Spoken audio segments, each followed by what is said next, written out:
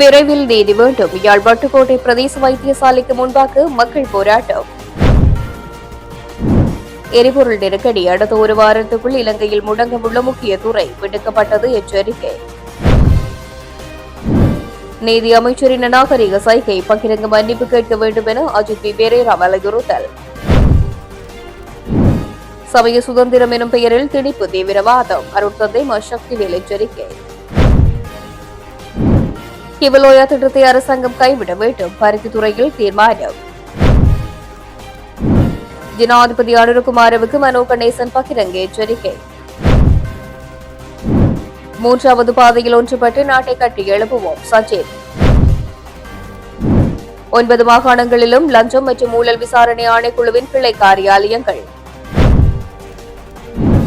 யாழ் பல்கலை விரிவுரையாளரின் சடலம் மீட்கப்பட்ட பகுதியில் போலீசார் தீவிர சோதனை.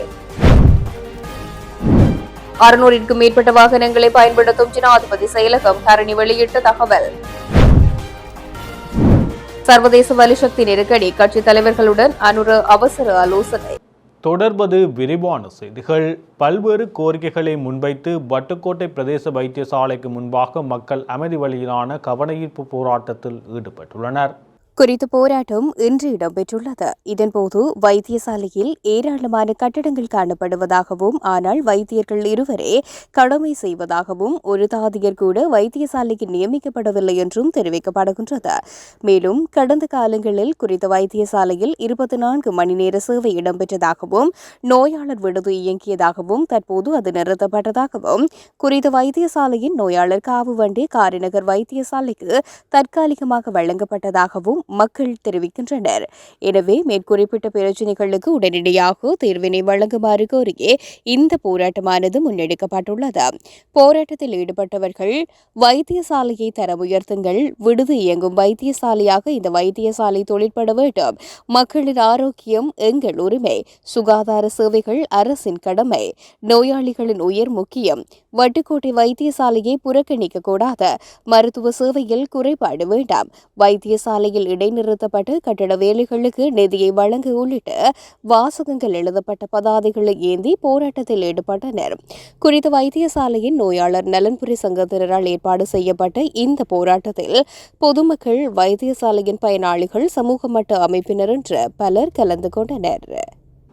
எரிபொருள் நெருக்கடியால் நாட்டின் வைத்தியசாலை கட்டமைப்பு அடுத்த ஒரு வாரத்துக்குள் முடங்கும் அல்லது பாரிய வீழ்ச்சியை சந்திக்கும் என வைத்தியர்கள் உள்ளிட்ட சுகாதார பணியாளர்கள் எச்சரிக்கை விடுத்துள்ளனர். தற்போது நிலவும் எரிபொருள் நெருக்கடி காரணமாக சுகாதார சேவை பணியாளர்கள் கடமைக்கு திரும்புவதில் பாரிய சவால்களை எதிர்கொண்டுள்ளதாக மருத்துவ நிபுணர்கள் சுட்டிக்காட்டியுள்ளனர். இது தொடர்பான அறிவிப்பில் ஏனைய அரசு துறை ஊழியர்களைப் போலன்றி வைத்தியர்களுக்கு உத்தியோகபூர்வ போக்குவரத்து வசதிகளோ அல்லது எரிபொருள் கொடுப்பனவுகளோ வழங்கப்படுவதில்லை. இதனால் அவசர அழைப்புகள் மற்றும் மேலதிக நேர கடமைகளுக்காக தங்களது சொந்த செலவிலேயே அவர்கள் பயணிக்க வேண்டியுள்ளது. தற்போது நடைமுறையில் உள்ள QR குறியீடு அடிப்படையிலான எரிபொருள் பங்கீடு கடமைக்கு செல்வதற்கு போதுமானதாக இல்லை. எரிபொருள் வரிசைகளில் காத்திருப்பதனால் நோயாளர் பராமரிப்புக்கான பெருமதியான நேரம் வீணடிக்கப்படுகின்றது. ஒரு வாரத்துக்கு முன்னரே இந்த பிரச்சினைகள் குறித்து அதிகாரிகளுக்கு அறிவிக்கப்பட்டு அத்தியாவசிய சேவையாக கருதப்படும் சுகாதாரத்துறைக்கு இதுவரை முறையான தீர்வுகள் வழங்கப்படவில்லை. எரிபொருள் மற்றும் போக்குவரத்து வசதிகளை உறுதிப்படுத்த அரசாங்கம் அடுத்த 48 மணித்தியாலங்களுக்குள் நடைமுறை சாத்தியமான தீர்வை வழங்க வேண்டும். அவ்வாறு செய்ய தவறினால் வரும் திங்கட்கிழமை முதல் வைத்தியசாலை சேவைகள் மட்டுப்படுத்தப்படும் அல்லது இடைநிறுத்தப்படும் என்று தெரிவிக்கப்பட்டுள்ளது. தற்போதுள்ள நிலைமைகளை உன்னிப்பாக கவனித்து வருவதாகவும் சுகாதார சேவைகளின் தொடர்ச்சி குறித்து மேலதிக முடிவுகள் விரைவில் அறிவிக்கப்படும் என்று அரசு மருத்துவ அதிகாரிகள் சங்கம் அறிவித்துள்ளது. நிதியமைச்சர் தனக்கு அவமதிப்பு ஏற்படுத்தும் வகையில் அநாகரிகமாக சைகை செய்தார் என பாராளுமன்ற உறுப்பினர் சட்டத்தரணி ஐபி பெரேரா சபாநாயகரிடம் முறைப்பாடு செய்துள்ளார். இந்த சம்பவத்தை தொடர்ந்து எதிர்க்கட்சி உறுப்பினர்கள் தொடர்ச்சியாக கூச்சலிட்டதால் சபையில் பெரும் பதற்றமான சூழல் நிலவியது. சபையில் நேற்றைய தினம் உரையாற்றிக் கொண்டிருந்த அஜித் பெரேரா இந்த சபையில் ஊழல்வாதிகளான அமைச்சர்கள் இருப்பதைப் போலவே வேலை தெரியாத அமைச்சர்களும் இருக்கின்றார்கள் என்று குறிப்பிட்ட போதே இந்த சர்ச்சை உருவானது. இதன்போது குறுக்கிட்ட நீதி அமைச்சர் ஹர்ஷன நாணயக்கார அநாகரிகமான முறையில் சைகை காட்டியதாக குற்றம் சாட்டிய அஜித் பெரேரா, அவர் செய்த சைகையை நான் இங்கே செய்து காட்ட விரும்பவில்லை, ஏனெனில் அது எனக்கு பொருத்தமானதல்ல. ஆனால் அவர் செய்த அந்த செயலை இங்கே அமர்ந்திருக்கும் அனைத்து உறுப்பினர்களும் பார்த்தார்கள். இதற்காக அவர் பகிரங்க பகிரங்கமாக மன்னிப்பு கேட்க வேண்டும் என வலியுறுத்தினார். சபையில் ஏற்பட்ட குழப்பத்தினை தணிக்கும் வகையில் கருத்து தெரிவித்த சபாநாயகர் வைத்தியர் ஜகத் விக்ரமரத்ன ஒலிவாங்கி வழங்கப்படாத நிலையில் பேசப்படும் விடயங்கள் ஹன்சாட்டில் பதியப்படாது.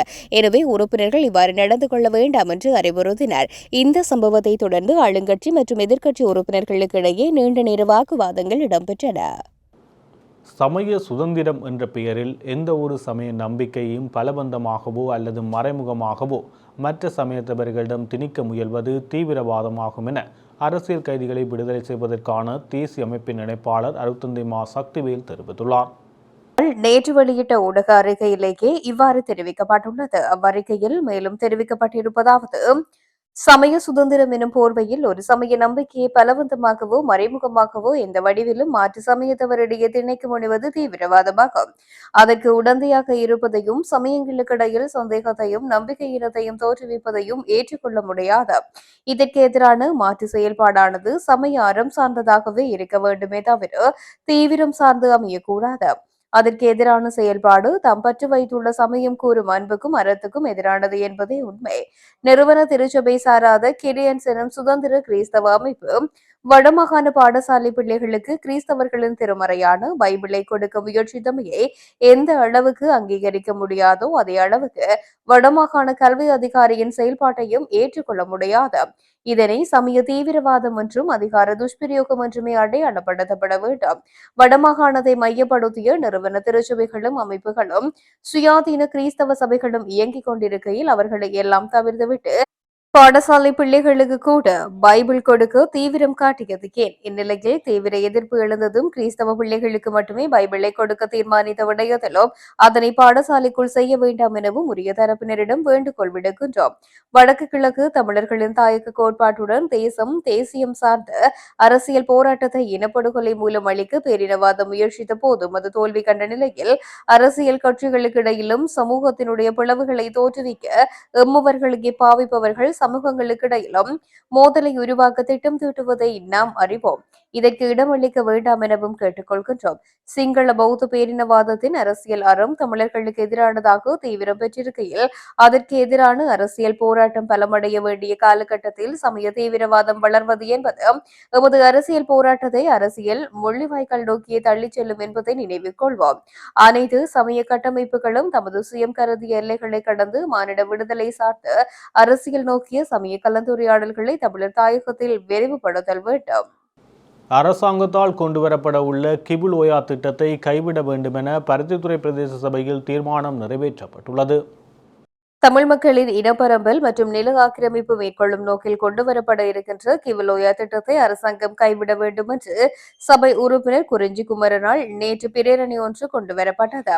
இந்த நிலையில் குறித்த பிரேரணைக்கு 16 உறுப்பினர்கள் ஆதரவாகவும் 4 உறுப்பினர்கள் எதிராகவும் வாக்களித்துள்ள நிலையில் குறித்த தீர்மானம் 12 வாக்குகளினால் வெற்றி பெற்றது.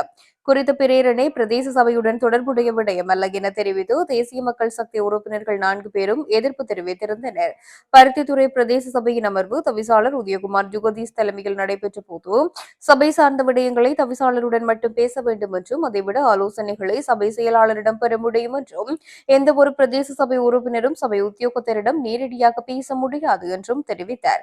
அதனைத் தொடர்ந்து சபையின் செலவுகள் மற்றும் ஏனைய விடயங்களுக்கான நிதி அனுமதிகள் சபையால் வழங்கப்பட்டது. மக்களின் முறைப்பாடுகள் அதன் மேல் எடுக்கப்பட்ட நடவடிக்கைகள் என்பது சபைக்கு அறிவிக்கப்பட்டதுடன் சபையின் அனுமதிகளும் பெறப்பட்டு வீதிகள் அபிவிருத்தி மின் விளக்குகள் பொருத்துதல் உட்பட பல்வேறு தீர்மானங்கள் நிறைவேற்றப்பட்டமை குறிப்பிடத்தக்கது.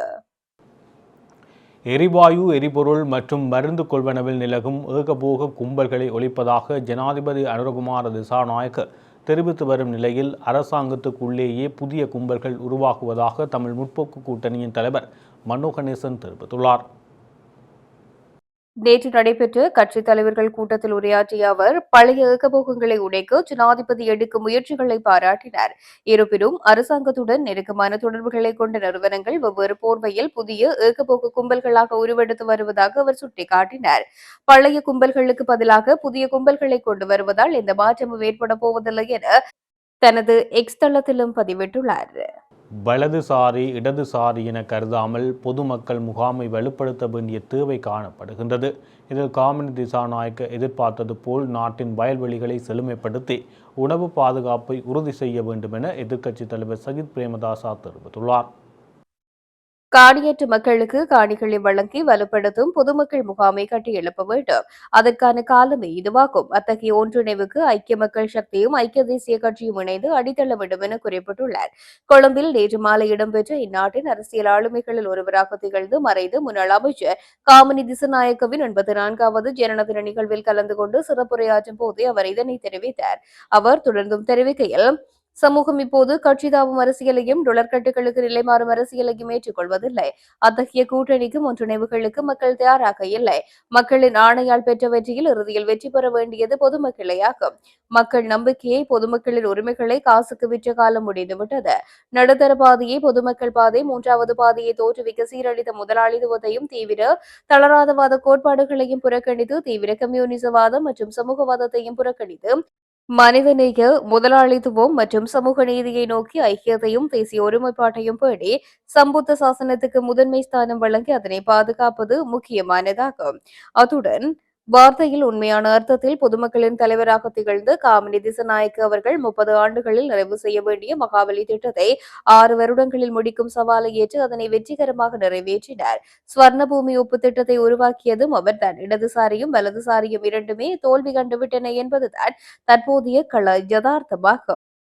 நாட்டின் 9 மாகாணங்களிலும் லஞ்சம் மற்றும் ஊழல் குற்றச்சாட்டுகளை விசாரணை செய்யும் ஆணைக்குழுவின் புதிய கிளை காரியங்களை நிறுவுவதற்கு தீர்மானிக்கப்பட்டுள்ளது. அரசாங்க நிதி பற்றிய பாராளுமன்ற குழுவின் கூட்டத்தில் கலந்து கொண்ட போதே லஞ்சம் மற்றும் ஊழல் விசாரணை ஆணைக்குழுவின் பணிப்பாளர் நாயகம் ரங்கதிச நாயக்கு இதனை தெரிவித்தார். தற்பொழுது லஞ்சம் மற்றும் ஊழல் தொடர்பான விசாரணைகள் கொழும்பை மையமாக கொண்டு செயல்படுவது நடைமுறை சிக்கல்களை தோற்றுவிப்பதாக அவர் இதன்போது சுட்டிக்காட்டினார். யாழ்ப்பாண பல்கலைக்கழகத்தின் பெண் விரிவுரையாளர் ஒருவர் அவரது மகனின் கணவரால் கழுத்து நெரித்து கொலை செய்யப்பட்ட சம்பவம் நேற்று முன்தினம் இடம்பெற்றுள்ளது. இவ்வாறு கொலை செய்யப்பட்டவரது சடலம் தனங்கிழப்பு அர்குவெளி பகுதியில் கண்டுபிடிக்கப்பட்டது. திலீபன் தயாளினி என்கின்ற 54 வயதுடைய விரிவுரையாளரை இவ்வாறு படுகொலை செய்யப்பட்டுள்ளார். இதுகுறித்து மேலும் தெரிய வருகையில், கணவன் மனைவி இருவருக்கும் இடையே விவாகரத்து வழக்கு நீதிமன்றத்தில் நடைபெற்று வருகின்றது. இந்நிலையில் குறித்த விரிவுரையாளரான தனது தாயையும் தனது தங்கையையும் தங்கையின் கணவர் கடத்தி சென்றதாக யாழ்ப்பாண போலீஸ் நிலையத்தில் விரிவுரையாளரின் மகன் முறைப்பாடு பதிவு செய்துள்ளார். இதுகுறித்து விசாரணைகள் செய்வதற்காக யாழ்ப்பாண போலீசார் பாண்டியன் தாழ்வில் உள்ள அவர்களது வீட்டிற்கு சென்றனர். அங்கே வீட்டின் ஓடு கழற்றப்பட்டு கயிறு மூலம் வெளியேறியதற்கான ஆதாரமும் அரிக்கப்பட்ட தலைமுடி ஆதாரமும் காணப்பட்டது. அதன் அடிப்படையில் அவர்கள் பரந்தன் பகுதியில் உள்ள ஏடிஎம் இயந்திரத்தில் பணம் எடுத்தது தெரிய வந்துள்ளது. அதனைத் தொடர்ந்து திருகோணமலை பகுதியில் உள்ள எரிபொருள் நிரப்பு நிலையம் ஒன்றில் வாகனத்துக்கு எரிபொருளை நிரப்பியவே QR குறியீடு மூலம் கண்டுபிடிக்கப்பட்டது. இந்நிலையில் அந்த எரிபொருள் நிரப்பு நிலையத்தில் உள்ள சிசிடிவி கேமரா காட்சிகளை அடிப்படையாக கொண்டு தொடர்ச்சியாக விசாரணைகளை முன்னெடுத்த போலீசார் நேற்றைய தினம் திருகோணமலை பகுதியில் வைத்து 19 வயதுடைய மனைவி மற்றும் 21 வயதுடைய கணவன் என இருவரையும் கைது செய்தனர். இந்நிலையில் அவர்களை யாழ்ப்பாணம் போலீஸ் நிலையத்திற்கு கொண்டு சென்று விசாரணைகளை மேற்கொண்ட நிலையில் விரிவுரையாளரான குறித்த பெண்ணை மருமகன் கழுத்தை நெரித்து கொலை செய்ததாக வாக்குமூலத்தில் தெரிவிக்கப்பட்டது. பின்னர் கொலை செய்யப்பட்ட விரிவுரையாளரது சடலத்தை எடுத்து சென்று யாழ்ப்பாணம் தனங்கிழப்பு அருகுவெளி பகுதியில் உள்ள புதருக்குள் வீசியதாக வாக்குமூலம் வழங்கப்பட்டது. அந்த வகையில் குறித்த சடலம் நீண்ட நேர தேடுதலின் பின்னர் கண்டுபிடிக்கப்பட்டது. சடலமானது உருக்குலைந்த நிலையில் காணப்படுகின்றது.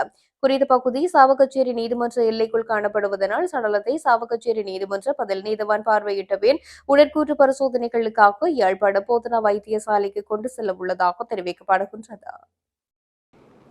ஜனாதிபதி செயலகம் தற்போது 634 வாகனங்களை பயன்படுத்துகிறது என பிரதமர் ஹருணி அமரசூரிய நேற்று பாராளுமன்றத்தில் தெரிவித்தார். அவையில் நாடாளுமன்ற உறுப்பினர் சமிந்த விஜயஸ்ரீ எழுப்பிய கேள்விக்கு பதிலளிக்கும் போது இவ்வாறு குறிப்பிட்டார். முன்னாள் ஜனாதிபதி ரணில் விக்ரமசிங்கவின் பதவிக்காலத்தில் பயன்படுத்தப்பட்ட வாகனங்களின் எண்ணிக்கையுடன் ஒப்பிடுகையில் ஜனாதிபதி செயலகம் பயன்படுத்தும் வாகனங்களின் எண்ணிக்கை 200க்கும் அதிகமாக குறைக்கப்பட்டுள்ளது என்று கூறினார். ஜனாதிபதி விக்ரமசிங்கவின் பதவிக்காலத்தில் ஜனாதிபதி செயலகம் 833 வாகனங்களை பயன்படுத்தியது என்றும் அவர் சுட்டிக்காட்டினார். பின்னர் ஜனாதிபதி செயலகம் இப்படி 634 வாகனங்களை பயன்படுத்த முடியும் என்றும் நாடாளுமன்ற உறுப்பினர் விஜயஸ்ரீ கேள்வி எழுப்பினார். வீணடிப்பை குறைக்கவும் பெறவும் குறைந்தபட்ச வாகனங்களை பயன்படுத்தவும் அரசாங்கம் உறுதியளித்துள்ளது. அப்படியிருக்கு ஜனாதிபதி செயலகம் எப்படி 600க்கும் மேற்பட்ட வாகனங்களை பயன்படுத்த முடியும் என்றும் அவர் கேட்டார். அதற்கு பதிலளித்த பிரதமர், வாகனங்களின் பயன்பாட்டை குறைப்பதாக மட்டுமே அரசாங்கம் உறுதியளித்திருந்தது என்றார். வாகன பயன்பாட்டை குறைப்பதாக மட்டுமே நாங்கள் உறுதியளித்தோம், அதை செயல்படுத்தியும் விட்டோம். இந்த உண்மையை நாடாளுமன்ற உறுப்பினர் புரிந்து கொள்ளவில்லை என்றால் என்னால் ஒன்றும் செய்ய முடியாது என்றார். மேலும் தற்போதைய அரசு ஆட்சிக்கு வந்த பிறகு ஜனாதிபதி செயலகத்தால் முன்னர் பயன்படுத்தப்பட்ட சுமார் 60 வாகனங்கள் பல்வேறு அரசு நிறுவனங்களுக்கு வழங்கப்பட்டுள்ளன என்பதும் தெரியவந்தது. ஜனாதிபதி அனுரகுமார திசாநாயக்கவுக்கும் அரசியல் கட்சி தலைவர்களுக்கும் இடையில் விசேட சந்திப்பு நேற்று இடம்பெற்றது. மத்திய கிழக்கின் தற்போதைய பதற்றமான சூழ்நிலை காரணமாக உலக அளவில் எழுந்துள்ள எரிசக்தி தட்டுப்பாடு, இலங்கையின் வலுசக்தி துறை மற்றும் நாட்டின் பொருளாதாரத்தில் ஏற்படுத்தக்கூடிய நேரடி தாக்கங்கள் குறித்து ஜனாதிபதி விளக்கம் அளித்துள்ளார். இந்த நெருக்கடி நிலையை வெற்றிகரமாக எதிர்கொள்வதற்காக அரசு தற்போது எடுத்துள்ள அவசர நடவடிக்கைகள் மற்றும் எதிர்கால திட்டங்கள் குறித்தும் ஜனாதிபதி கட்சித் தலைவர்களுக்கு தெளிவுபடுத்தினார். நாட்டின் எரிசக்தி பாதுகாப்பை உறுதிப்படுத்துவதில் அனைத்து தரப்பினரதும் ஒத்துழைப்பையும் அவசியத்தையும் வலியுறுத்தினார். குறித்த சந்திப்பில் எதிர்க்கட்சித் தலைவர் சஜித் பிரேமதாசு, ஸ்ரீலங்கா முஸ்லிம் காங்கிரசின் தலைவர் ரவு ஹக்கீம், தமிழ் முற்போக்கு கூட்டணியின் தலைவர் மனோ கணேசன் உள்ளிட்ட பல அரசியல் கட்சிகளின் தலைவர்கள் கலந்து கொண்டு கருத்துக்களை முன்வைத்தனர். இத்துடன் ஜெஃப்னா கேலரியின் இரவு நேர பிரதான செய்திகள் நிறைவு பெறுகிறது. மேலும் செய்திகளை அறிந்து கொள்ள எமது இணையதள பக்கமான www.jeffnagallery.lk என்ற இணையதளத்துடன் இணைந்திருங்கள்.